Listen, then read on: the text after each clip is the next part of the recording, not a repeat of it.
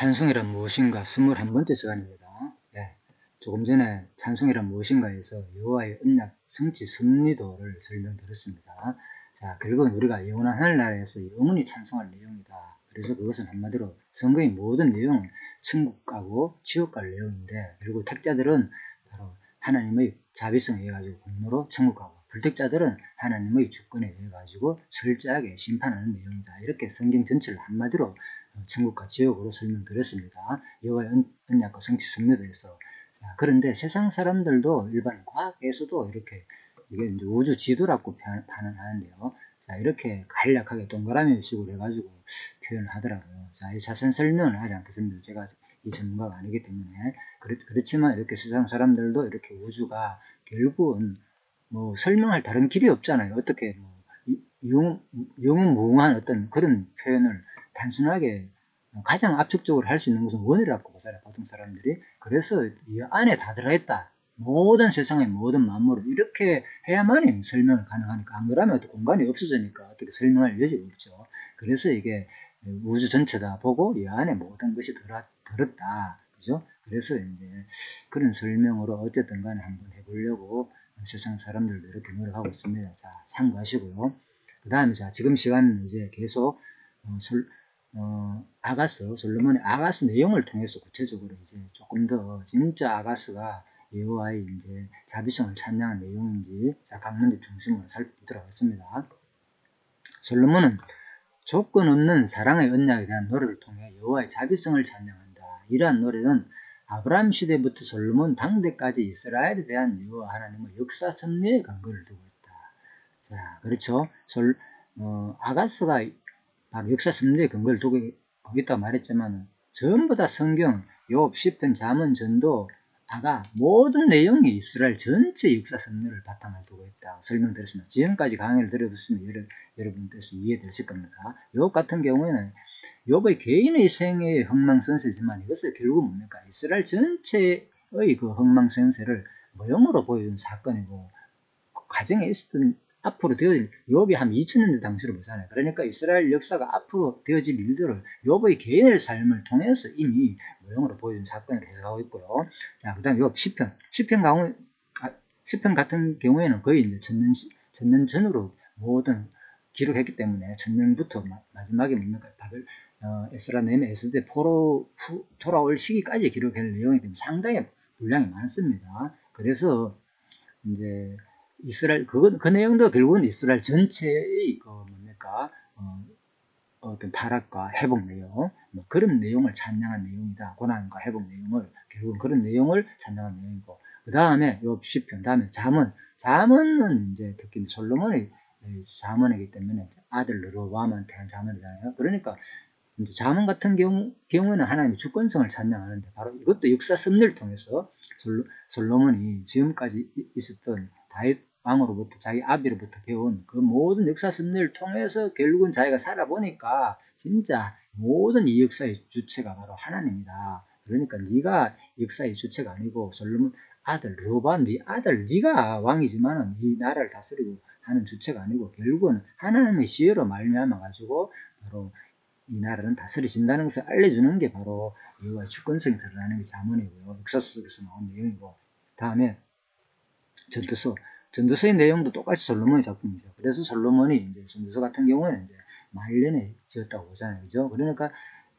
모든 세상 역사 섭리를 통해서 자기가 모든 쾌락과 모든 지혜와 모든 것을 다 공부하고 연구하고 살펴본 적 모든 것이 헛되고 헛되었구나. 그래서 이 세상 역사에 너무 관심을 두지 말고 마지막 왕으로서 살다 보면 누구나 할 것 없이 이 세상 쾌락에 빠지게 된다. 그러니까 너는 뭐라고? 바로 진짜 영원한 하늘나라를 사모하라. 자, 이것을 알려주는 내용이 바로 심판이 있을 것이고 틀림없이 마지막에 정년날의 심판을 기억하라. 반드시 네 말년에는 틀림없이 인생을 심판하는 뭔가 인생이 끝난다는 거죠. 모든 세상 만물들이 다 죽음으로 끝나기 때문에 다 같은 것이고, 그래서 진짜 영원한 하늘나라를 기억하는 것이 좋다. 영혼을 주신 하나님을 기억하는 것이 최고의 지혜다. 이것을 알려주는 내용이 바로 전도서다. 다음에 아가스는 마지막으로, 그렇죠. 그래서 하나님의 이제 자비성이 드러나는 거죠. 그래서 진짜 우리가 이 내용을 통해서 바로 이제 그 내용을 지금부터 살펴보겠습니다. 솔로몬의 조건 없는 사랑의 언약에 대한 노래를 통해 여호와의 자비성을 찬양한 내용이다. 이것도 뭐라고요? 아브라함 시대부터 솔로몬 당대까지 이스라엘에 대한 여호와 하나님의 역사 섭리에 근거를 두고 있다. 자, 그래서 역사 섭리 가운데서 나온 내용이죠. 진짜 그런지 이제 조금 더 살펴보도록 하겠습니다.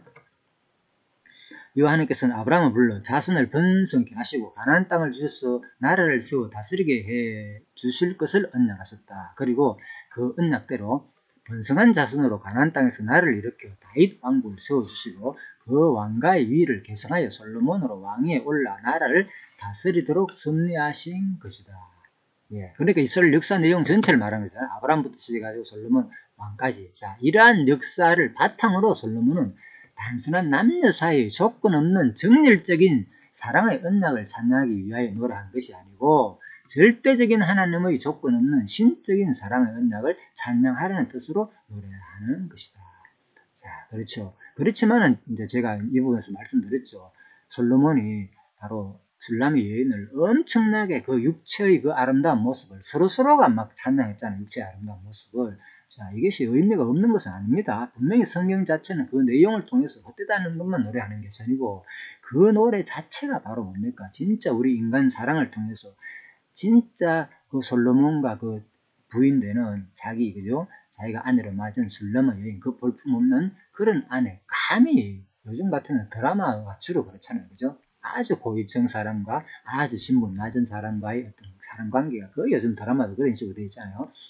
마치 성경도 이 아가서도 비슷한 그런 것 같은데 바로 솔로몬이 진짜 왕이 바로 진짜 그 볼품없는 거무튀튀한 그 술람의 여인을 이렇게 사랑하는 그것도 엄청난 사랑의 육체적인 그런 표현들 그것이 뭐냐 바로 이러한 세상에서 모든 이 사랑을 통해서 이게 그냥 허무하고 아무 의미가 없는 것이 아니고 이 사랑을 통해서 너희는 진짜 참 사랑을 깨달아는 거예요. 바로 누구 사랑? 바로 진짜 그리스도의 영원한 사랑을 깨닫는 것이 바라것이다. 제가 이렇게 정리드렸죠. 그래서 여기서 이제 어떻게 읽어보면 우리가 조금 그런 느낌이 들어서 제가 설명드린 겁니다. 이게 틀린 말이 아니고요. 이러한 역사를 바탕으로 솔로몬은 단순한 남녀 사이의 조건 없는 정열적인 사랑의 언약을 찬양하기 위해서 노래한 것이 아니고 절대적인 하나님의 조건 없는 신적인 사랑의 언약을 찬양하려는 뜻으로 노래하는 것이다. 자, 이렇게 그래서 진짜 우리들은 이 인간적인 이 사랑을 통해서 아주 고귀한 사랑을 통해서도 부부간의 사랑을 통해서도 우리가 충분히 그리스도의 사랑을 간접적으로 완전히 아닙니다. 충분히라 표현했지만 이 땅에서는 부족하지만 그래도 진짜 이렇게 사랑하는 모습이 너무 아름답고 서로 남녀간의 사랑이 이렇게 아름답듯이 진짜 하나님과의 우리의 관계가 영원한 사랑의 관계는 얼마나 고귀하고 아름답겠느냐 그것을 알려주는 것이 바로 그러니까 성경에 여호와 계시잖아요. 자기의 사랑을 우리한테 알려주는 내용이다. 그래서 바로 절대적인 하나님의 조건은 신적인 사랑의 언약을 알려줘가지고 계시해서 우리로 그 하나님을 영원토록 이 땅에서도 마찬가지고 하늘나라가 가서도 마찬가지고 찬양하려는 뜻으로 노래하는 것이다. 자, 이렇게 정리하시면 되겠습니다. 그래서 이제 아가스가 진짜 인간의 자비와 여호와 하나님의 자비성의 차이는 무엇인가? 그래서 이제 이 부분에서 정리합니다. 아가수가 근데 자비 같으면은 사랑 얘기잖아요. 그래서 인간의 자비, 인간의 사랑과 여호와 하나님의 사랑의 차이가 무엇인가? 자, 이 부분도 중요합니다. 이게 제대로 정리돼야만이 진짜 우리가 하나님의 사랑에 대해서 우리가 진짜 영원히 찬양할 수 있다 그 말입니다. 그래서 자비성은 여호와 하나님의 절대적인 기본 속성이다.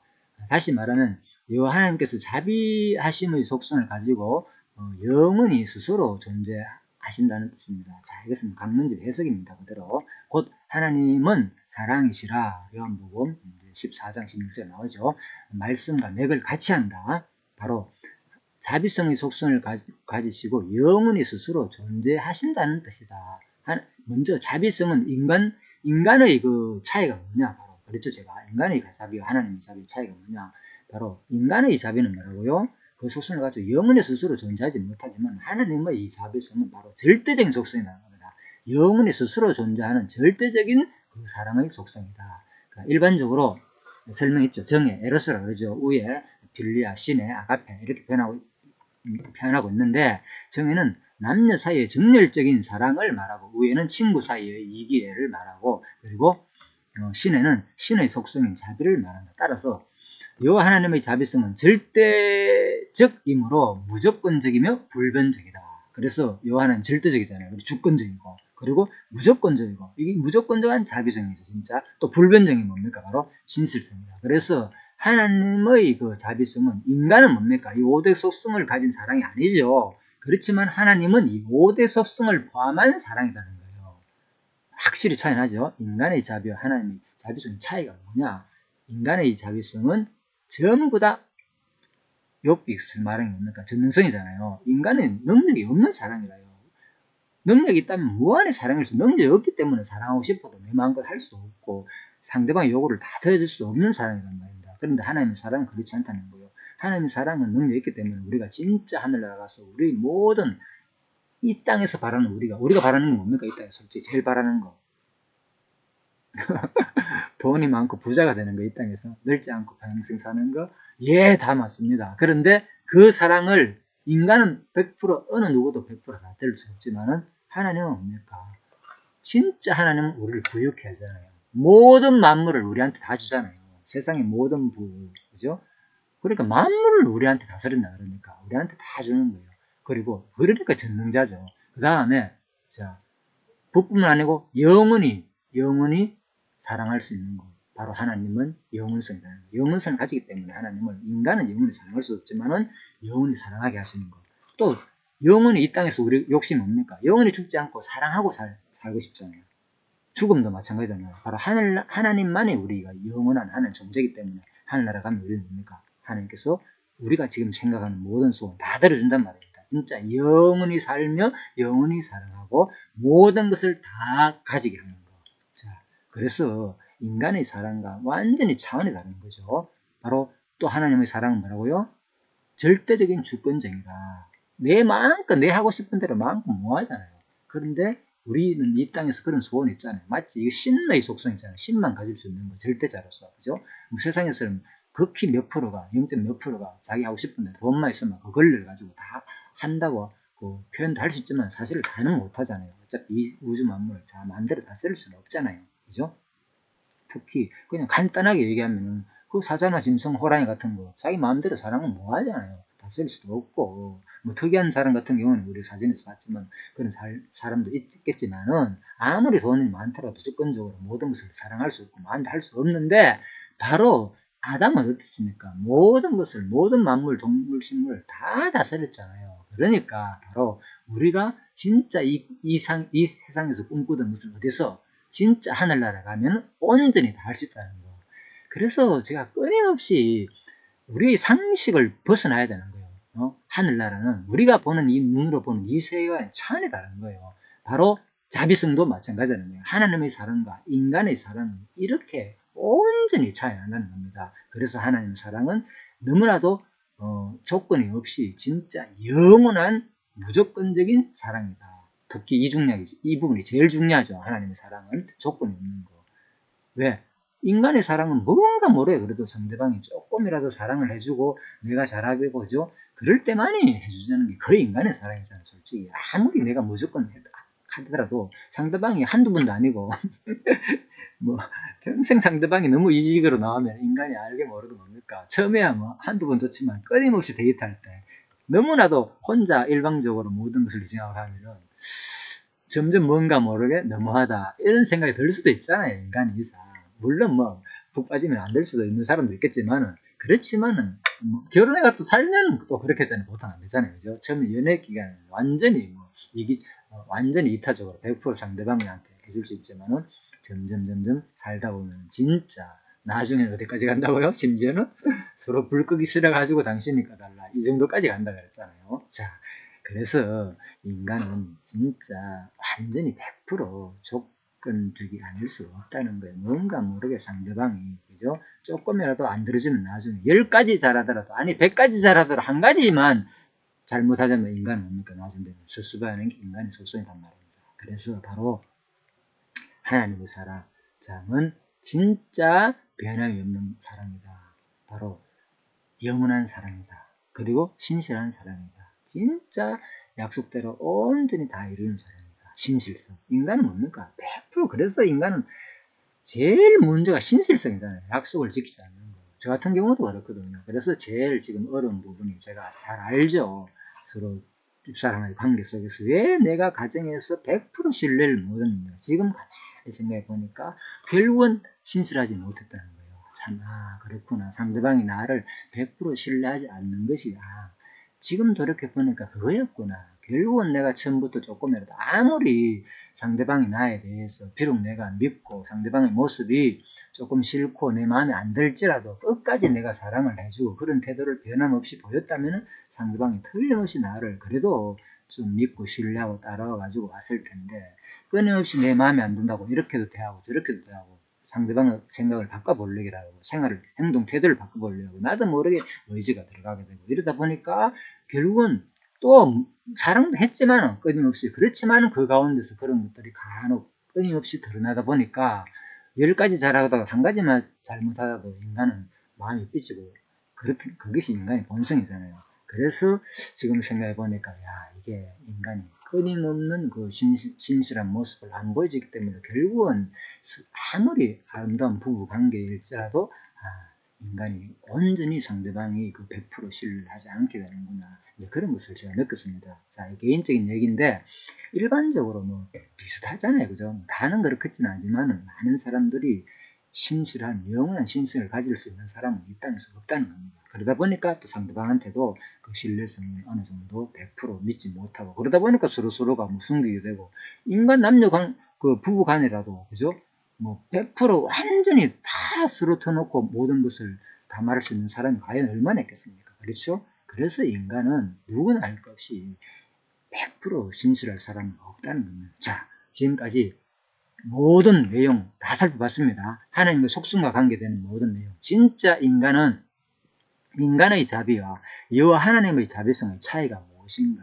자, 이렇게 간략하게 일단 자비성 부분에 들어와가지고 이 부분도 간단히 정리했으니까요. 진짜 끊임없이 우리가 인간의 자비와 우리 사랑을 통해서 이 땅에서 계속 우리는 사랑을 경험하고 있잖아요. 인간관계 속에서 끊임없이 인간의 이 자비성은 이러한 무능력하고 능력이 없고, 일단 여기서 말하는 거죠. 능력이 없다는 거. 내 자신이 진짜 능력이 없다는 거. 내가 아무리 사랑하고 싶게 능력이 없다는 거. 다음에 신실하지 못하는 거. 내가 아무리 신실하게 상대방을 사랑할지라도 언젠가는 나도 모르게 한 번은 어기게 될 것이고 신실하지 못하는 거. 상대방도 마찬가지. 그리고 또 뭡니까? 내 마음껏 진짜 마음껏 살아가고 싶어도 내 의지, 내 뜻대로 안 된다는 거. 세상이 그렇게 내버려주지 않는다고. 그리고 뭡니까? 그리고 전도서 영원한 거. 그죠? 인간의 사랑은 영원하지 못하다. 내가 아무리 사랑하고 싶어도 영원히 상대방을 사랑해 줄 수 없다는 것. 또한 상대방의 사랑도 마찬가지고. 그리고 뭡니까? 마지막에 자비성. 인간의 사랑은 언젠가는 변하고 10번을 사랑해 주더라도 한 번 못하면은 싫어하는 게 인간이다. 자, 그것을 확실히 차이 나죠. 그래서 인간의 자비와 여호와의 자비성의 차이가 무엇인지에 대해서 간략하게 살펴봤습니다. 자, 이어서 잠시 쉬다가 계속 하도록 하겠습니다.